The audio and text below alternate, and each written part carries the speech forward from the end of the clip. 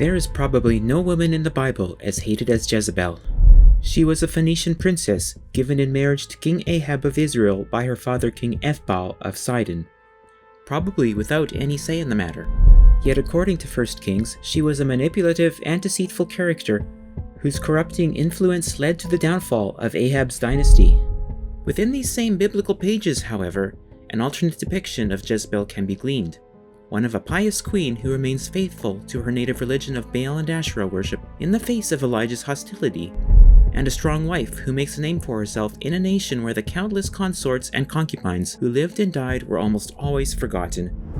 Even at the end, she defies the usurper Jehu as he invades her palace and orders her bloody death. In the book of 1 Kings, Jezebel's most memorable crime, the one that cemented her legacy as a wicked queen, is her role in a plot to accuse and execute an innocent landowner named Naboth, so that her husband, King Ahab, can possess his vineyard. This heinous murder by itself should be enough to justify our condemnation of her. However, a closer look at these chapters reveals numerous inconsistencies, some of them serious enough to cast doubt on Jezebel's guilt. Could it be, after all this time, that Jezebel herself is yet another victim of scheming kings and traitors? Join me as we look at the crimes of Jezebel and re-examine a 3,000-year-old murder mystery. Let's start by seeing what archaeology has to say about Ahab and Jezebel.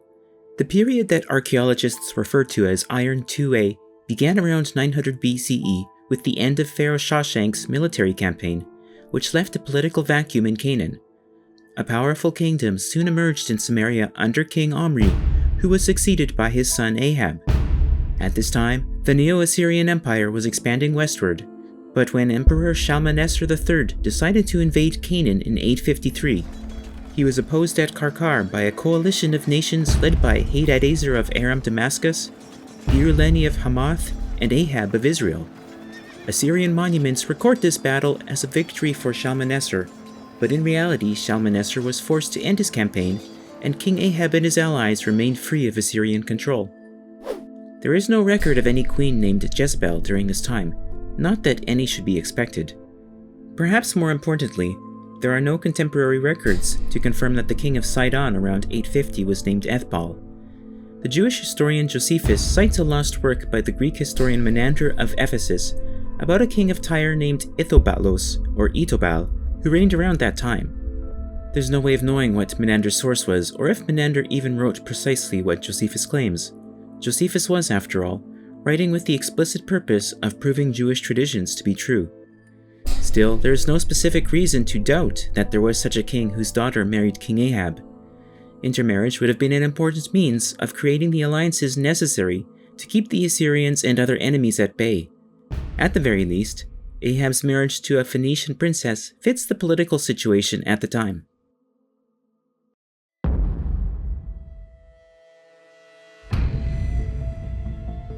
Let's get back to the story of that time Jezebel murdered a guy. The Naboth incident is recounted in 1 Kings 21 verses 1 to 16. Here's what it says. Later, the following events took place. Naboth the Jezreelite had a vineyard in Jezreel beside the palace of King Ahab of Samaria. And Ahab said to Naboth, "Give me your vineyard, so that I may have it for a vegetable garden, because it is near my house. I will give you a better vineyard for it, or, if it seems good to you, I will give you its value in money." But Naboth said to Ahab, "Yahweh forbid that I should give you my ancestral inheritance." Ahab went to his house resentful and sullen because of what Naboth the Jezreelite had said to him, for he had said, "I will not give you my ancestral inheritance." He lay down on his bed, turned away his face, and would not eat. His wife Jezebel came to him and said, "Why are you so depressed that you will not eat?" He said to her, "Because I spoke to Naboth the Jezreelite and said to him, 'Give me your vineyard for money, or if you prefer, I will give you another vineyard for it.' But he answered, 'I will not give you my vineyard.'" His wife Jezebel said to him, "Do you now govern Israel? Get up, eat some food, and be cheerful. I will give you the vineyard of Naboth the Jezreelite." So she wrote letters in Ahab's name and sealed them with his seal. She sent the letters to the elders and the nobles who lived with Naboth in his city. She wrote in the letters, "Proclaim a fast and seat Naboth at the head of the assembly, seat 2 scoundrels opposite him, and have them bring a charge against him, saying, 'You have cursed God and the king.' Then take him out and stone him to death." The men of his city, the elders and the nobles who lived in his city did as Jezebel had sent word to them. Just as it was written in the letters that she had sent to them, they proclaimed a fast and seated Naboth at the head of the assembly. The two scoundrels came in and sat opposite him, and the scoundrels brought a charge against Naboth in the presence of the people, saying, "Naboth cursed God and the king." So they took him outside the city and stoned him to death. Then they sent to Jezebel, saying, "Naboth has been stoned, he is dead." As soon as Jezebel heard that Naboth had been stoned and was dead, Jezebel said to Ahab, "Go, take possession of the vineyard of Naboth the Jezreelite, which he refused to give you for money, for Naboth is not alive but dead." As soon as Ahab heard that Naboth was dead, Ahab set out to go down to the vineyard of Naboth the Jezreelite to take possession of it. Immediately afterward, the prophet Elijah is told by God to go down to meet King Ahab, who is in Samaria.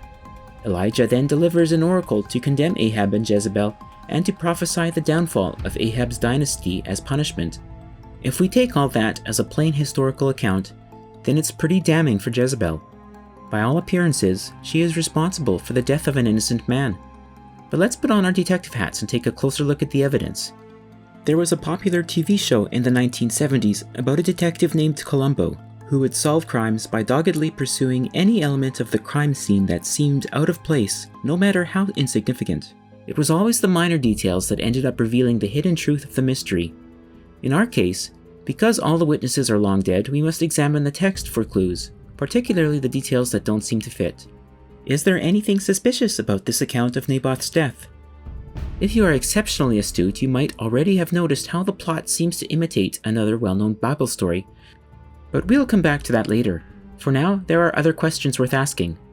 For starters, why is the palace of King Ahab in Jezreel rather than Samaria, the capital of his kingdom? Twice the story refers to this place as Ahab's house. Curiously, God's command to Elijah to go down to meet King Ahab, who is in Samaria, implies that the story is set in Samaria.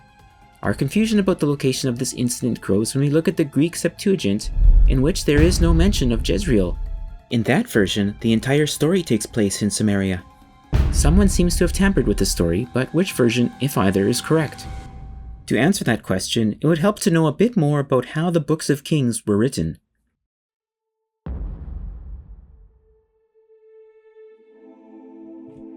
In 1943, the great German Bible scholar Martin Noth proposed that a single author was responsible for creating an early history of Israel spanning what are now the books of Deuteronomy through 2 Kings. This hypothetical author is called the Deuteronomist by scholars. In the case of 1 and 2 Kings, the Deuteronomist crafted a narrative based on authentic records from the kingdoms of Samaria and Judah in order to explain Israel's history from a specific theological viewpoint. This narrative was probably expanded upon later through the addition of the Elijah and Elisha passages and other stories that do not contain the same analytic structure, the same theological concerns, or the Deuteronomistic literary style. These passages are sometimes an awkward fit within the older narrative and may even contradict it. The latest editions also seem to be more novelistic in style, and there are often significant differences between the Hebrew and Greek versions, implying that the final form of the text was still in flux at a late date. What does that mean for the Naboth story? Well, in the chapter immediately before it, chapter 20, we have a standalone tale about a war between King Ben-Hadad of Aram and King Ahab of Israel. This story continues in chapter 22, the chapter after the Naboth incident, with no connection to Naboth's murder. The problem with this story about the Samaria-Aram war is that it contradicts known history. It's quite clear that Samaria and Aram were actually allies throughout Ahab's reign, and there is no evidence for a war between them. Furthermore, we know from various inscriptions that the Aramean king at this time was named Hadadezer. His grandson Ben-Hadad did not reign until about 50 years later. This story could not have come from genuine records of the kingdom of Samaria, but must have been invented by a later writer. The intrusion of the Naboth story right in the middle suggests that chapter 21 is later still. In fact, the Greek translation places the two chapters about the war with Aram together and makes the Naboth story take place earlier, swapping the positions of chapters 20 and 21. In other words, the Naboth murder story is sandwiched between two halves of a war that historically never took place, and the Hebrew and Greek versions of 1 Kings disagree on when it happened and where it happened.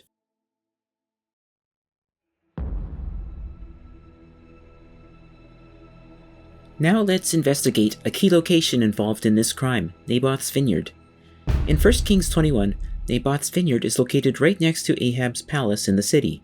Ahab wants it for his vegetable garden, which is a little weird, but okay. I guess even a king needs his vegetables. And it is important that we note where Naboth's execution is carried out in this story.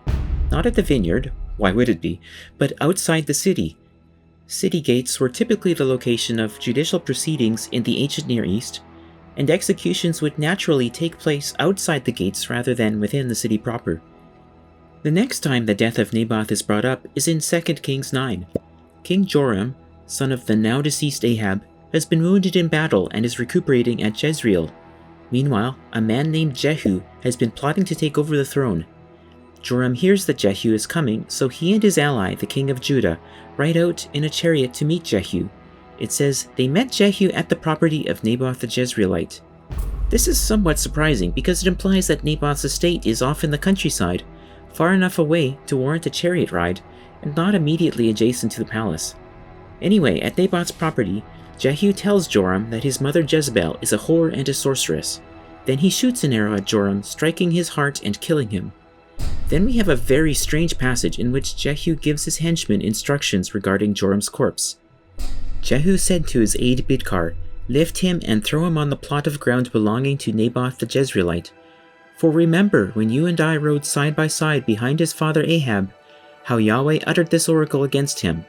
For the blood of Naboth and for the blood of his children that I saw last night, says Yahweh, I swear I will repay you on this very plot of ground.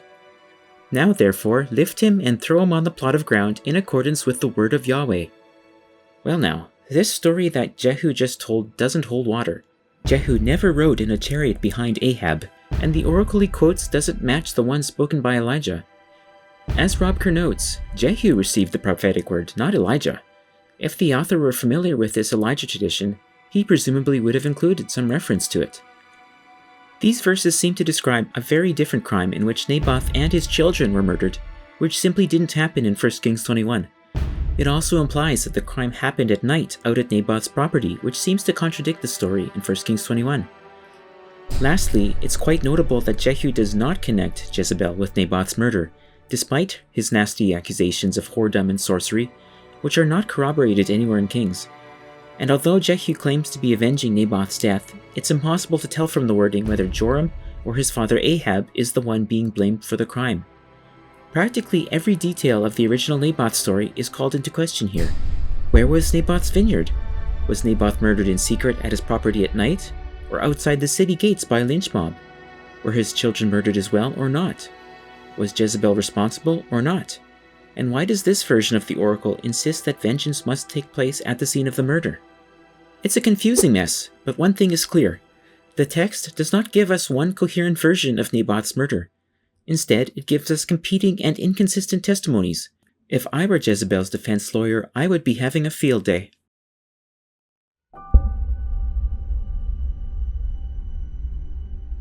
Next, we need to talk about oracles. The earlier Deuteronomic layer of 1st and 2nd Kings repeatedly uses a formula in which a prophet is sent to the king of Samaria to deliver an oracle condemning that king and his household to death. This happens with at least 3 prophets and 3 kings, as this chart shows.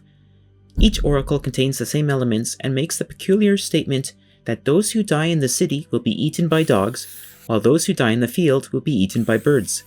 This is not meant literally. We are not supposed to understand that anyone will actually be eaten by dogs and birds. Rather, such wording constitutes a curse of non-burial. Telling someone that their corpse will be consumed by animals implies a shameful death and legacy. Such curses were a standard part of treaty and covenant formulas throughout the ancient Near East, and there are many examples outside the Bible. In 1 Kings, these curses seem to be intended figuratively as omens about the dynasty's eventual end. For example, Ahijah's curse in chapter 14 that King Jeroboam and his family will be eaten by dogs and birds does not literally come true. Jeroboam dies peacefully and is buried with his ancestors. Jehu son of Hanani levies the same curse against King Baasha in chapter 16, but Baasha too has a peaceful death and is buried with his ancestors. The actual fulfillment comes later, when the dynasty of Jeroboam and Baasha is overthrown by the usurper Zimri. In 1 Kings 21, Elijah pronounces the same curse against Ahab. Anyone belonging to Ahab who dies in the city, the dogs shall eat, and any one of his who dies in the open country, the birds of the air shall eat. And in 1 Kings 22:40, we get the same notice that Ahab died and slept with his ancestors, meaning he died a peaceful death and was buried with his ancestors. These verses all fit the formula we have come to expect, and they belong to the original Deuteronomist version of 1 Kings. But now things get weird, because in the case of Ahab and Jezebel, unlike the earlier kings, a redactor has decided to take this idea of being eaten by dogs literally, and he works this into the narrative in several places that are clearly insertions. First, he makes an addition to the Elijah oracle. While previous instances simply had the prophets show up and deliver their oracles, the Elijah oracle is preceded by a passage in which Yahweh instructs Elijah what to say beforehand. This passage is linked to the story of Naboth's murder, which is not mentioned in the actual oracle from Elijah. What's also weird is that Yahweh's instructions to Elijah don't match what Elijah actually says. They specify that dogs will lick up the blood of Ahab in the place where dogs licked up the blood of Naboth. This insertion transforms the figurative, non-burial curse into a literal prediction of being eaten by dogs, and it specifies where this event must occur. It also fits the narrative poorly, since Naboth's blood was not licked up by dogs in the preceding story. Now, remember Ahab's military campaign against Aram in 1 Kings 20 and 22? As we noted earlier, those chapters contradict known history and were almost certainly added by a later editor. They also include an alternate version of Ahab's death, in which he is struck by an arrow during battle. Afterward, Ahab's chariot is taken back to Samaria, where dogs lick up Ahab's blood and prostitutes wash themselves with it. According to the narrator, this fulfills the word of Yahweh that he had spoken. In other words, an editor has revised the original Deuteronomist's story. He has reinterpreted the standard oracle about being eaten by dogs as something that must literally happen, and he has invented a convoluted scenario surrounding Ahab's death to accomplish that. Cronauer agrees that the story of Ahab's death in battle was invented specifically to fulfill Elijah's oracle. In his book on the Naboth incident, he writes, "One has the distinct sense that the author of this account of Ahab's death, or at least its redactor, went to great lengths to attempt to create a connection or allusion to 1 Kings 21:19b. Why is this important to our investigation? Well, first of all, it ties into the problem of whether Naboth's vineyard was located in Jezreel or Samaria. The redactor's version of Elijah's oracle states that Ahab's blood must be licked by dogs in the same spot where Naboth died, and when this oracle is fulfilled, it is in Samaria, not Jezreel, that Ahab's blood is licked up by dogs. Either the redactor was incredibly sloppy, or he was working with a version of the Naboth story that occurred in Samaria instead of Jezreel. Secondly, the discrepancies between the various oracles and the surrounding narrative are one of the clearest signs that the narrative about Ahab and Jezebel has been modified and embellished.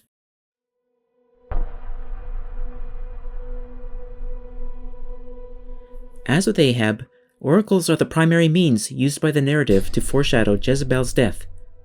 The Deuteronomic oracle delivered by Elijah against Ahab in 1 Kings 21 contains a remark about Jezebel that seems like an awkward fit. Also concerning Jezebel, Yahweh said, "Within the territory of Jezreel, the dogs shall eat Jezebel." According to Stephen Mackenzie, such a prediction is anomalous in the oracles against the dynasties, and verse 23 has evidently been inserted in rather clumsy fashion into the oracle against Ahab's house. Again, scholars are nearly unanimous in taking verse 23 as a post-Deuteronomic insertion. This prediction that dogs will eat Jezebel is repeated in yet another odd insertion in 2 Kings 9. Let me explain the context a bit so you can see why it's so obviously a secondary addition to the story. This passage concerns Elisha's decision to have Jehu be anointed king of Israel. Elisha gives another prophet very specific instructions on how this is to be done, telling him to speak only the following words: "Thus says Yahweh, I anoint you king over Israel." Elisha tells the prophet that following this pronouncement, he must open the door and flee without lingering. The reasons for such haste are not clear, but Elisha's instructions are very specific. A few verses later, the prophet carries out Elisha's instructions. He finds Jehu, performs the ritual, and speaks more or less the same words. "Thus says Yahweh the God of Israel, I anoint you king over the people of Yahweh, over Israel." And then he opens the door and flees as instructed. No problem, right? Except that's not what happens. Between speaking the words commanded by Elisha and fleeing as commanded by Elisha, the prophet delivers to Jehu a whole extra oracle stating that Jezebel specifically will be eaten by dogs. The signs of editorial tampering are obvious, and the oracle is clearly aimed at the reader rather than at Jehu. As Mackenzie observes, it is widely accepted among scholars that this extended oracle is secondary. Furthermore, some scholars believe that this insertion happened in two stages, once to add a condemnation of Ahab to Jehu's anointing ceremony, and a second time to add a prophecy of Jezebel's death. The Jezebel additions are awkward, and the text reads more smoothly without them.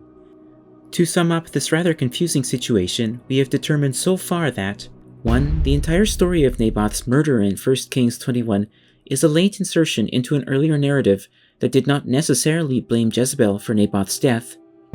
2. The two oracles predicting Jezebel's death and consumption by dogs are obvious insertions by an editor who is mimicking the Deuteronomists' non-burial curse formula. 3. There are other passages that blame the death of Naboth solely on Ahab, with no awareness of Jezebel's alleged role. The conclusion made by numerous scholars, then, is that an earlier version of Kings mentioned Naboth's murder without placing the blame on Jezebel. However, an anti-Jezebel redactor has made significant changes to the story of Naboth's death to cast Jezebel as the culprit. Another way of putting it would be to say that Jezebel has been framed. And so we come to the actual death of Jezebel. After murdering King Joram, as we saw earlier, Jehu comes to Jezreel, finds Jezebel in her tower, and has her thrown out the window. Then horses trample her corpse until nothing is left but her skull, hands, and feet. There is no mention of dogs here. However, following Jezebel's death, Jehu states, "This is the word of Yahweh which he spoke by his servant Elijah the Tishbite. In the territory of Jezreel the dogs shall eat the flesh of Jezebel." This is a clear reference to Elijah's earlier oracle to Ahab, specifically the part concerning Jezebel that was inserted by a redactor. That Jehu would say this makes no real narrative sense. First, because Jehu had no way of hearing that oracle in the first place, and secondly, because it contradicts the way Jezebel's death actually occurred. Remember that it was an oracle from Elisha, not Elijah, that Jehu heard, and we've already established that the oracle was an insertion. The purpose of Jehu's statement here, however, is to emphasize the point that Jezebel's death was divinely ordained. Both Mackenzie and Cronauer, among others, believe that this statement by Jehu was added secondarily by the anti-Jezebel redactor.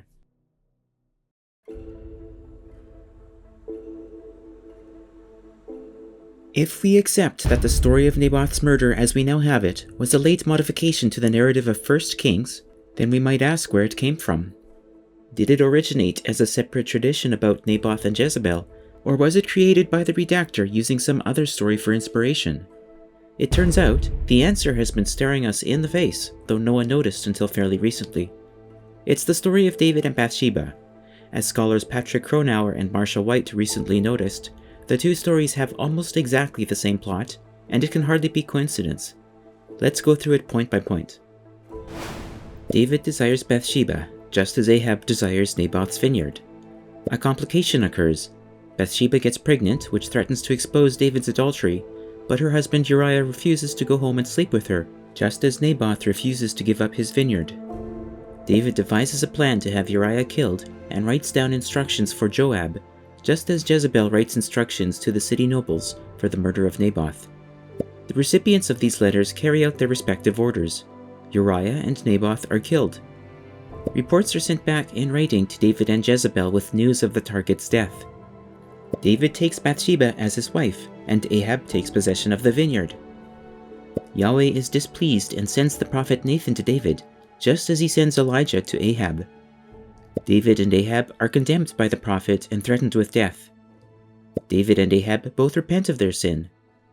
Because of David and Ahab's repentance, their own lives are spared, but their sons will receive divine punishment in their stead. Cronauer's position that the entire Naboth murder story was the invention of an anti-Jezebel redactor is hard to deny.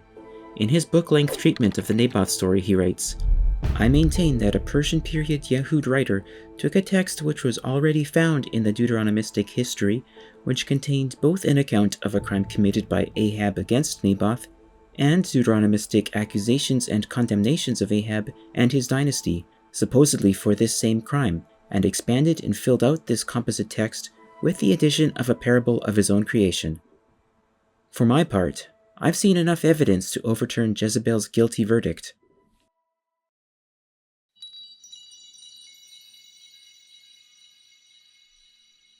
For the sake of time, we haven't yet analyzed the verses in which Jezebel is accused of persecuting the prophets of Yahweh, but they show many of the same problems we've seen in the Naboth passages. What, if anything, can we salvage about the historical Jezebel from the books of Kings? Patrick Cronauer believes that the only reference to Jezebel in the original Deuteronomist's version of Kings is in 1 Kings 16:31. Ahab took as his wife Jezebel, daughter of King Ethbaal of the Sidonians, and went and served Baal and worshipped him. The other passages about Jezebel, in addition to the problems described above, contain strong evidence of a post-exilic origin, according to Cronauer. In particular, the Hebrew terminology and grammar used in these passages are more consistent with late post-exilic Hebrew. The Jezebel in these stories is not a historical figure but a literary type, an epitome of the wicked foreign woman whose seduction leads Israel away from God over and over, going all the way back to Eve. However, another possible reference to Jezebel turns up in an unexpected place, Psalm 45. This psalm was written to celebrate a royal wedding, and though it does not name the bride and groom, the bride is referred to as the daughter of Tyre and a princess. The city of Tyre will come with a gift, people of wealth will seek your favor. All glorious is the princess within her chamber. Her gown is interwoven with gold. In embroidered garments she is led to the king. Her virgin companions follow her, those brought to be with her. Led in with joy and gladness, they enter the palace of the king. Many Bible scholars, though not all, believe that this hymn was originally written to celebrate the marriage of King Ahab and Princess Jezebel. And later, even when Jezebel became a figure of villainy in the Bible, this psalm was retained because of how readily it could be reapplied to God. The historian Stanley B. Frost, in a reassessment of Jezebel written for Theology Today in 1964, concluded, "I like to think, whenever I hear that 45th Psalm sung in church, that Jezebel has indeed found her way into the king's palace."